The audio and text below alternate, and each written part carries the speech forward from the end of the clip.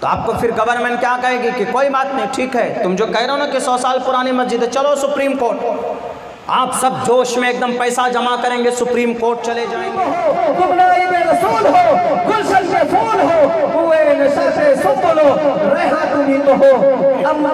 Stage पर जलवा कर रहे हैं हज़रत मौलाना अब्दुल्ला सालिम साहब दामत बरकातुहू को।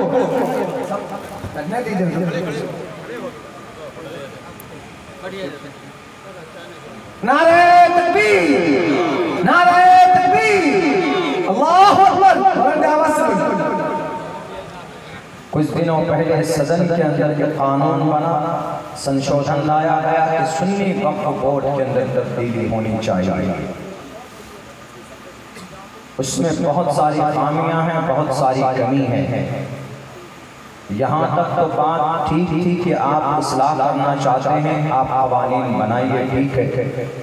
अगर कहीं पर कोई खामी, कहीं पर कोई गलती है तो उसकी इस्लाह होनी चाहिए। मगर उसके आड़ में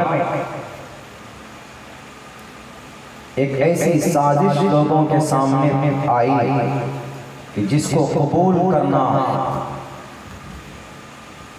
नामुमकिन सा था, जो कभी भी काबिल बर्दाश्त नहीं था। वो ये कि वक्फ बोर्ड का एक रूल होता, सिख वक्फ बोर्ड है तो सिख वक्फ बोर्ड में जितने भी लोग होंगे वो टोटल सिख लोग ही उसके मेंबर होंगे। जैन वक्फ बोर्ड है तो जैन ही के लोग उसमें मेंबर होंगे। हिंदू वक्फ बोर्ड है तो हिंदू ही के मेंबर उसमें लोग उसमें मेंबर होंगे। ये निज़ाम, ये सिस्टम भारत का संविधान आर्टिकल नंबर 26 तय करता है, जिसमें लिखा है freedom to manage religious affairs. अपने अपने धार्मिक मामलों को आगे बढ़ाना, चंदा जमा करना, काम करना, यह आर्टिकल नंबर 26 में इजाजत दी गई।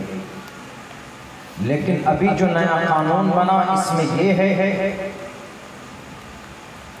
कि जो सेंट्रल वक्फ काउंसिल है, जो दिल्ली में होती है, ये संस्था वक्फ बोर्ड की सबसे बड़ी इकाई, उसके बाद फिर स्टेट में वक्फ बोर्ड है, उसकी उसी टीम का नाम है। उसके बाद फिर डिस्ट्रिक्ट में 3 कमेटी होती है, सेंट्रल में, स्टेट में और डिस्ट्रिक्ट में। जो डिस्ट्रिक्ट में जो यूनिटी होती है उसको वक्फ कमेटी होती है। तो उन्होंने अभी नया कानून में ये बात पेश की कि सुन्नी वक्फ बोर्ड में 2 मेंबर हिंदू हो सकते हैं, हिंदू को हम लाएंगे। ये बात संविधान के खिलाफ है। अगर आपको लाना है तो फिर 32 वक्फ बोर्ड में से हर किसी वक्फ बोर्ड में लाइए कि उसमें भी हिंदू मेंबर हो। लेकिन पर्टिकुलर आप सिर्फ सुन्नी वक्फ बोर्ड में, मुस्लिम वक्फ बोर्ड में 2 हिंदू मेंबर लाना चाहते हैं, नॉट एक्सेप्टेबल। ये चीज भारत के संविधान का दफा नंबर 15 का वायलेशन है। 15 में ये बात कही गई है कि धर्म के आधार पर, जात के आधार पर, बिरादरी के आधार पर, पैदाइश के आधार पर, जिन्स के आधार पर कोई कानून नहीं बनाया जा सकता। Prohibition of discrimination on grounds of religion, caste, sex, place of birth. कोई बिहार का है, झारखंड का है तो उसके लिए अलग कानून नहीं बनेगा। सेक्स, जिन्स के आधार पर कोई कानून नहीं बनेगा, बल्कि कानून बनेगा तो इक्वालिटी बिफोर लॉ और the equal protection of the laws within the territory of India. Article number 14, सबके सब जब बराबर हैं तो सबके लिए कानून बराबर बनना चाहिए। तो ये दो आर्टिकल का खुला वायलेशन का मतलब उसको ज़िबा करके बनाया जा रहा है। इसीलिए मुसलमानों ने इसका विरोध किया। एक तो ये चीज, दूसरी बात इसमें ये थी, अच्छा बीच में मीडिया वाले आते हैं मसाला लगाने के लिए वो बातों को और ज्यादा उलझा देते हैं। वो कहते हैं सबसे ज्यादा इस बिल और इस एक्ट की मखालफत अगर कोई कर रहा है भारत में तो ये टोटल मौलाना लोग कर रहा है। और ये मौलाना लोग अपनी दुकान चलाने के लिए, अपनी दुकान बचाने के लिए लोगों के सामने में माइक ले लेता है, खड़ा हो जाता है, लोगों निकलो, तुम्हारी मस्जिदें खतरे में, तुम्हारे मदरसे खतरे में है, तुम्हारी प्रॉपर्टी जो दान की हुई वो खतरे में है। हालांकि इन मौलाना को नहीं मालूम कि जिस चीज के लिए चिल्ला रहे हैं उनके सबसे अंतिम संविधान कुरान में वो चीज नहीं है, उसका चर्चा नहीं है, वक़्त का तज़किरा कुरान करीम में नहीं है। ये किनका कहना है? ये बेईमान, बेज़मीर, ज़मीर फरोश, चापलूस, डुप्लीकेट खुदाओं के चमचे, उनका कहना है कि कुरान में वक्फ है ही नहीं। अरे कुरान तो दूर की बात है, आपके ग्रंथ गीता में है दातव्यमित्यज्ञानं दीयते नुकारिणे देशे काले च पात्रे च तद्दानं सात्विकं स्मृतम्। मैं तालिब इल्म हूँ, मैं दिखा सकता हूँ हमारे कुरान में जितने भी अहकामात हैं, दुनिया की तकरीबन 75% रिलीजियस ग्रंथ के अंदर वो अहकामात मौजूद हैं। मीडिया वालों ने कहा कि नहीं है कुरान में लन तनालुल बिर्र हत्ता तुनफिकू, ये वक्फ नहीं है तो क्या? अलिफ लाम मीम ज़ालिकल किताबु ला रैब फीहि हुदल लिल मुत्तक़ीन अल्लज़ीना युमिनूना बिल गैबि व युक़ीमूना अस्सलाता व मिम्मा रज़क़नाहुम युनफ़िक़ून। वक्फ नहीं है तो क्या? इसी वक्फ को संस्कृत में दान बोलते हैं। हाँ, लफ्ज़े वक्फ नहीं है, लफ्ज़े वक्फ नहीं है, वक्फ लफ्ज़ नहीं है, लेकिन ऑर्डर तो है जी। हदीस में भी नहीं है इज़ा मातल इंसानु इनक़ता अमलुहु इल्ला मिन सलासा इल्ला मिन सदक़तिन जारियतिन। यहाँ पर है, गीता में भी वक्फ है लेकिन दान के नाम से, दातव्यमित्यज्ञानं। अगर मोहल्ले में, माशरे में, समाज में कोई भूखा, मेरे समाज, मेरे आपके इस बस्ती में भी हमारे सनातनी भाई हैं, वो अगर सुनते हो तो सुनिए। श्रीमद् भगवद गीता अध्याय नंबर 17 मंत्र नंबर 20 पढ़ रहा, उसके अंदर कितनी अच्छी बात कही गई। देखिए, दातव्यमित्यज्ञानं दीयते नुकारिणे देशे काले च पात्रे च तद्दानं सात्विकं स्मृतम्। क्या अगर गांव में कोई जरूरतमंद है, उसको घर की जरूरत है तो उसको घर बनाकर देना ये दान है। अगर कोई बीमार है उसको दवाई प्रोवाइड करना ये दान है। अगर कोई गरीब बच्ची है उसकी शादी का बंदोबस्त करना ये दान है। अगर कोई कमजोर है, लाचार है, बेबस है, भूखा है, अंधा है, बहरा है, उसको फाइनेंशियली मदद करना या उसको वक्त के हिसाब से लोगों का ताउन पेश करना। अगर कोई 1 रुपए भी किसी जरूरतमंद को देता है, वो 1 रुपए देना दान है। दान संस्कृत और हिंदी में है, इसी दान को अरबी में और उर्दू में हम लोग वक्फ बोलते हैं। ये तो उन लोगों को जवाब हुआ जो लोग कहते हैं कि है ही नहीं, कुरान में नहीं है। कई जगह पर मैंने तो 1-2 मिसालें आप लोगों के सामने पेश की। ये तो संस्कृत में भी, ये तो गीता में भी, और गालिबन हमारे हिंदू भाई बहुत दान करते हैं, बहुत ज्यादा दान करते हैं। वो जाते हैं, अगर पूजा करने के लिए जाए तो दान पेटी में 500, 200, 400, 500, बल्कि कभी कभी ऐसा होता है कि वो भगवान ईश्वर परमात्मा की मूर्ति के सामने लाइनें लगा कर जाते हैं कि अगर इसमें आपको पूजा करना है तो 500 रुपए वाली लाइन ये, 200 वाली लाइन ये, 50 वाली लाइन ये।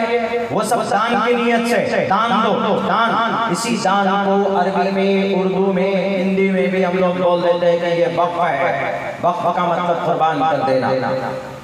और इस जमीन पर सबसे पहले इसकी शुरुआत अगर किसी ने की है तो जनाब मोहम्मद रसूलुल्लाह सल्लल्लाहु अलैहि वसल्लम ने शुरुआत की। खैर, ये दान कुरान हदीस से साबित है और हमारा अकीदा इससे जुड़ा हुआ है, हमारी शरीयत का, हमारी एक्टिविटी इससे जुड़ी हुई, हम इसको भुला नहीं सकते, इससे दस्तबरदार नहीं हो सकते। चूँकि हमारी मस्जिद का, मदरसों का, मराकिज़ का, खानकाहों का, इन सब का ताल्लुक किसी न किसी सतह पर हमारे वक्फ बोर्ड से जाकर जुड़ता। तो इसीलिए ज़रूरी है कि हम इस पर आवाज़ बुलंद करें। मस्जिद की हिफाजत गोया हक़ शरीयत है, चूँकि मस्जिद है, हम नमाज पढ़ते हैं उसमें। वो अलग बात है कि मस्जिद ही ज़रूरी नहीं है। आप अगर खेत में है, नमाज का वक्त हो जाए, यू कैन ऑफर सलाह, वहाँ पर भी नमाज पढ़ेंगे तो अल्लाह वहाँ पर भी आपकी नमाज को कबूल करेगा। मस्जिद चूँकि एक पसंदीदा जगह है, मस्जिद चूँकि एक मुबारक जगह है, अल्लाह के नबी फरमाते हैं हब्बल बिलादि अल्लाह मसाजिदुहा व अज़ल बिलादि अल्लाह असलामुहा। जनाब मोहम्मद रसूलुल्लाह का फरमान है कि 6 करोड़ 30 लाख मुरब्बा मील की धरती पर अगर सबसे पसंदीदा कोई जगह रब को है तो वो मस्जिद है, और नापसंद कोई जगह है तो वो बाजार है। इसीलिए हम लोग सम्मान देते हैं मस्जिद को, वरना हमारी नमाज कबूल होने के लिए, नमाज की फर्जियत की अदायगी के लिए मस्जिद कंडीशन नहीं है। तोड़ दी गई है गजा पट्टी की सारी मस्जिदें, शहीद कर दिए गए हैं गजा पट्टी के सारे इदारे, मखदूस कर दिए गए, जमींदोज कर दिए गए वहां के सारे मकानात। लेकिन मस्जिद के मलबे पर खड़े होकर गजा पट्टी के लोग नमाज अदा करते हैं। मेरे ख्याल से मस्जिद के अंदर और मस्जिद के मलबे पर अदा की जाए वो नमाज ज्यादा काबिल कबूल। और हमारी मस्जिदों में ताला लगाने वाले उत्तर प्रदेश के लाल मुजक्कर, लगाना हो लगाओ ताले, हमें जमीन पर, संतल जमीन पर हम नमाज पढ़ेंगे, हमारी नमाज को अल्लाह वहां पर भी कबूल करेगा। अल्लाह की नमाज, अल्लाह के फरमाबरदारी के लिए, नमाज अदा करने के लिए मस्जिद हमारे लिए जरूरी नहीं है। हमारे मदरसों में ताले डालते हो, 90 मदरसों उत्तराखंड में बंद कर दिए गए, 20 मदरसे उत्तर प्रदेश में सीज कर दिए गए, और मदरसों की बारी आने वाली है, कर दो सारे मदरसों को बंद। हमारे इदारे नहीं होंगे। मदरसा किसी बिल्डिंग और किसी इमारत का नाम नहीं है। हजरत मुफ्ती याह्या साहब इस दरख्त के नीचे भी बैठ जाएंगे, बुखारी लेकर बैठ जाएंगे, पढ़ने वाले यहाँ पर बैठेगा तो ये दरख्त हमारे लिए मदरसा होगा। ये तारीख हमें बताती है और हमारा ये पैगाम रहा, हमारी ये तारीख रही। तो बहरकैफ साजिशें रचने वाले रचते रहे हैं, लेकिन अल्लाह तबारक व तआला की दीन और उनकी शरीयत की हिफाजत के लिए अमल ज़रूरी है। वो हमसे बिलोंग करता, हमारे और आपसे। तो बहरकैफ बात ये चल रही थी कि कैसे हम लोग क्यों प्रोटेस्ट कर रहे हैं। ये तो मीडिया वालों ने आपको बदनाम कर दिया, लेकिन आप क्यों कर रहे हैं प्रोटेस्ट? इसमें एक दो पहली चीज तो वही इसमें हिंदू मेंबर आ रहे हैं। हाँ, अगर लाना है तो इक्वल लाइए, सब पर लाइए, हम ऑब्जेक्शन नहीं उठाएंगे, सबके लिए लाइए। लेकिन सुप्रीम कोर्ट ने कहा अब से पहले जब किसी औकाफ में गैर मुस्लिम मेंबर को या मुस्लिम मेंबर गैर मुस्लिम वक्फ में नहीं इंटर किया गया तो फिर आप इसको सिर्फ वक्फ मुस्लिम वक्फ बोर्ड में क्यों ये शिफ्ट लाए हैं? इस पर स्टे लगा, अभी तक इस पर रोक लगा दिया। मतलब दूसरी चीज ये है कि जो वक्फ बाय यूजर है उसको खत्म कर दिया गया। अभी पहले क्या कानून था? पहले कानून ये था कि जैसे आपकी मस्जिद है, आपका मदरसा है, आप लिख कर देते थे वक्फ कमेटी में कि हमारी ये मस्जिद है, 50 साल पहले से जमीन किसी ने डोनेट की है, अल्लाह के रास्ते में कुर्बान की है, अब ऐसा है कि हम इसको वक्फ बोर्ड में रजिस्टर करना चाहते हैं। तो एक आदमी होता था सर्वे कमिश्नर डिस्ट्रिक्ट, जैसे भागलपुर के इलाके में आता है तो भागलपुर का एक सर्वे कमिश्नर आता था, एक ही आदमी होता था, आकर छानबीन करता था, पेपर चेक करता था कि किसने जमीन वो की जी 50 साल पहले किसी आदमी ने की। पेपर अगर नहीं दिए तो तब भी वो सब लोगों से मस्जिद कमेटी से पूछकर वो अपना एक रिपोर्ट पेश करता था और वो रिपोर्ट दिल्ली भेजता था कि ये मस्जिद इसकी जमीन वक्फ बोर्ड से मुंसलिक है और इन लोगों ने इसको दान किया है। तो वहां से पेपर बनकर वक्फ बोर्ड के ऑफिस में पहुंचती थी, उसके बाद फिर वक्फ कमेटी के पास वो जमीन रजिस्टर्ड हो गई, वो मस्जिद रजिस्टर्ड हो गई वक्फ बोर्ड में, ये होता। लेकिन अगर इसी बीच में 1 साल की मुद्दत होती थी, इसमें किसी दूसरे आदमी को ऑब्जेक्शन करने का, सपोज दैट कोई आदमी आया कि नहीं हमारी मस्जिद नहीं है, ये जमीन हमारी है, जबरन मस्जिद बनाई गई है, फलां साहब ने इस पर हड़प करके मस्जिद बना दी, तो 1 साल का मामला टाइम मिलता था किसी ऑब्जेक्शन करने वाले को। अगर 1 साल के अंदर में कोई हो गया उसका ऊपर ये मुखालिफ थी, अगर कोई आ जाता तो उसका प्रोसेस ये था कि ट्रिब्यूनल में केस चलता। ट्रिब्यूनल 3 लोगों की एक अदालत थी और वो 3 लोग मुसलमान में से नहीं होते थे, बल्कि सुप्रीम कोर्ट का एक जज होता था, रिटायर्ड जज होता था, एक ब्यूरोक्रेसी से आता था और एक मुस्लिम में अच्छा पढ़ा लिखा विद्वान जैसे हजरत मुफ्ती याह्या साहब, सदर साहब सही ना, मुफ्ती याह्या साहब माफ कीजिएगा, जैसे हजरत मुफ्ती साहब, 3 लोग होते थे। फिर वहां पर चलता था मामला 1 साल 2 साल 3 साल, उसके बाद वो ट्रिब्यूनल की अदालत की एक तरह से वक्फ बोर्ड की एक अदालत होती थी, तो उसमें जो फैसला होता था उनको मानना होता था। लेकिन अगर कोई वहाँ पर भी नाम आए तो वो हाई कोर्ट जा सकता था, ये प्रोसेस था। लेकिन अब क्या प्रोसेस है? अब प्रोसेस ये आया है कि सबसे पहले नंबर पर वक्फ बाय यूजर ही को खत्म कर दिया गया। वक्फ बाय यूजर समझिए आसान लफ्जों में, कोई भी चीज जब दान की जाती है तो कोई ना कोई मकसद होता है। मस्जिद की जमीन दान की मस्जिद के लिए, और मस्जिद क्या, मस्जिद में क्या करते हैं हम लोग? नमाज पढ़ते हैं, यूज होती है नमाज के लिए, इसी को बोलते हैं दान करना, इस्तेमाल होने के लिए वक्फ बाय यूजर इसी को बोलते हैं। और 75% जमीन इदारे मस्जिद मरकज मदरसे के वक्फ बाय यूजर ही होती है। वक्फ बाय यूजर खत्म कर दी गई। वक्फ बाय यूजर मौजूदा कानून में डीएम को आदेश होगा, डीएम साहब जाइए दरियापुर, वहाँ की जो मस्जिद है जाकर देखिए। डीएम साहब आएंगे, डीएम साहब देखेंगे कि दरियापुर की मस्जिद 100 साल से है। लोग कहेंगे उनको, अरे 100 साल से मस्जिद तो है, किसने दान की इसकी ज़मीन, ये मस्जिद कौन बनाया? उनसे कहा जाएगा कि सर 100 साल पहले एक साहिब थे, उन्होंने मस्जिद में ज़मीन दान की है। तो वो कहेंगे पेपर लाओ, पेपर, दान करने वाले का पेपर लाओ। कौन पेपर ला के देगा 100 साल पहले? अभी इस मौजूदा आधुनिक ज़माने में सारी चीज़ें, टेक्नोलॉजी, सारी चीज़ें बल्कि हाई फाई होने के बावजूद इस मॉडर्न ज़माने में आपका पैन कार्ड, आधार कार्ड का नाम मैच नहीं है जब अभी, तो आप 100 साल पहले का पेपर कैसे ला कर दे सकते थे? वो कहेगा पेपर नहीं है। नहीं, 100 साल से मस्जिद है जी, क्या प्रूफ है कि 100 साल से मस्जिद है? कोई प्रूफ नहीं, बस ज़ुबान प्रूफ है। तो अब डीएम को इख्तियार हासिल होगा, अगर वो लिख दे कि ये मस्जिद, ये ज़मीन गवर्नमेंट की ज़मीन पर ये मस्जिद बनाई गई है, तो डीएम का फैसला लिखा है संविधान के डिस्क्रिप्शन में, उसके एक्सप्लेनेशन में, कि डीएम का फैसला हतमी फैसला होगा, आखिरी फैसला होगा। डीएम लिख दे this land belongs to government, ये सरकार की ज़मीन पर मस्जिद बनाई गई। उसी दिन उसी वक्त डीएम डिस्ट्रिक्ट का सबसे बड़ा आदमी होता, बड़ा मुखिया होता है डिस्ट्रिक्ट मजिस्ट्रेट, उसी वक्त मस्जिद पर ताले। आप कहेंगे कि ऐसा कैसे होगा, दरियापुर के लोग हाईवे जाम कर देंगे? नहीं कर सकते आप। तो आपको फिर गवर्नमेंट क्या कहेगी कि कोई बात नहीं, ठीक है, तुम जो कह रहे हो ना कि 100 साल पुरानी मस्जिद है, चलो सुप्रीम कोर्ट। आप सब जोश में एकदम पैसा जमा करेंगे, सुप्रीम कोर्ट चले जाएंगे और सुप्रीम कोर्ट में जाकर केस फाइल करेंगे।